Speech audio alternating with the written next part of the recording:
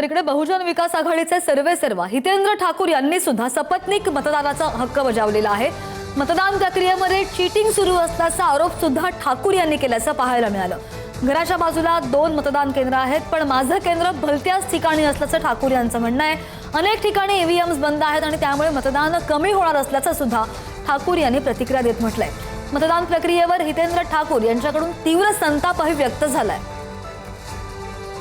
अरे प्रारूप यादीमध्ये 500 नावं असलेली मर्सेस लॉरेल जिकडे उभे आहेत ती नावच गायब झाली। लॉरेलशी बोलून घ्या तुम्ही मर्सेस मधली। काय तुमचं ऑब्जेक्शन काय?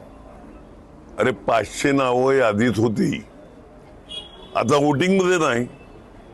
म्हणजे जी प्रसिद्ध केलेली प्रारूप यादी, त्या बूथ नंबर सांगतो मी तुम्हाला,